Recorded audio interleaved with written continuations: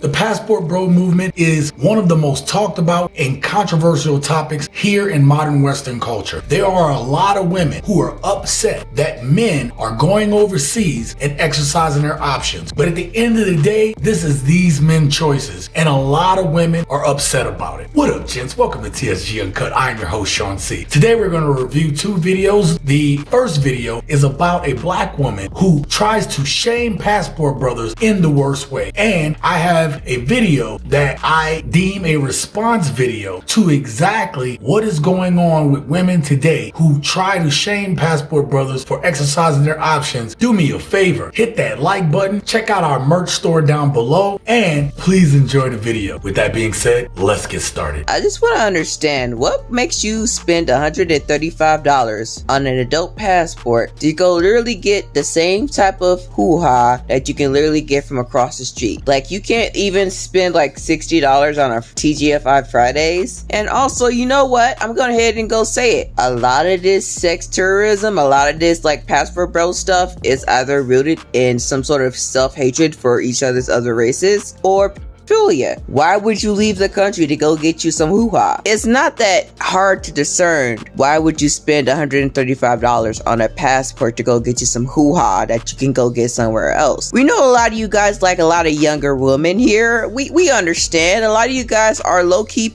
files or into that type of stuff, and it's just so sad because a lot of people like you, we're not afraid to get rough with you guys. You guys are so sad paying $130 for a passport just for you to go get finesse in some other country. Now this woman here says that men can get the exact same hoo-ha here in the States as they can from other countries. And listen, after a man has had enough cooch, after a while it just all blends together. The difference is what that man gets when he goes over to another country is he get a woman that is smart, fit, feminine, cooperative, submissive, whatever. The culture is a conservative culture in which women respect and honor what men do for them. Men, when they are able to provide, they respect that, and they would like to find men that they can have for their own. Since they're broke, let's find rich. That's okay. We don't have to find a rich guy. We just need a guy who will respect us, love us, and find value in marriage.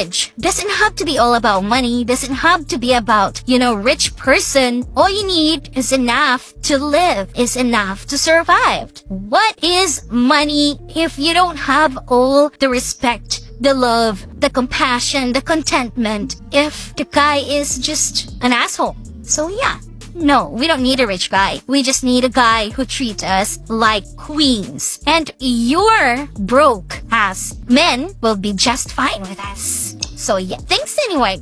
Hoo-ha in this country and that country is not the same, because to get relations in this country, a man doesn't have to fork over just a dinner date. He has to go above and beyond. He has to have a certain status, a certain look. He has to be tall. He has to have a six-pack. He has to have six figures. Women like to say that they are raising their standards, and what they're really doing is really just pricing their coochie, which to me is just legal workers. This woman is using shame tactics against men who have the options to go. Part of the shaming tactic that she used was to say that these men have self-hate. When you talk about brothers, they still want to deal with black women, but what they don't want to deal with is the attitude and the chicanery that comes along with these women. They do not take accountability for anything they do. They want to be able to do whatever they want to do without consequences, but when you do something, they come on TikTok and try to shame you. And this woman, at the very end of what she said, is that, oh, we know that men like these young women because these men like young women. And that is not the truth. That is not the case. Men are visual creatures. We want to be able to appreciate the youth, the vitality, and the beauty of a woman, which a lot of these old buzzards, they hit the wall and then they want to shame you because you don't want to choose them. See, they done been ran through all through their 20s, and now that they're in their 30s or even higher in some cases, they want to shame you because because you might have the option to talk to a younger woman. See, why are men spending the $130 whatever dollars to get their passport? Because they want to get away from women just like you. White men have been doing this for a long time, so I think black men are just now coming up on it, and it shows that there are a lot of people just plain sick of feminism, period, across the board. So I have no issue with black men deciding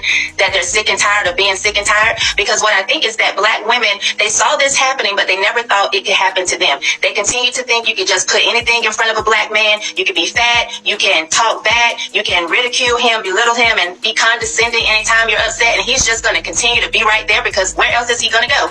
Now he's showing you he's going to get his passport, and he's going to look elsewhere. And it's not about just color. I think a lot of people are thinking you all you suffer from colorism. A lot of these men are saying they want black women. They don't want American black women, which just shows that if we course correct, as you said earlier, we might could stand a chance. But as long as you think they're crazy, I'm right, I'm not changing, you need to bow down and listen to me, then you're going to be, stuck at home with your vibrator.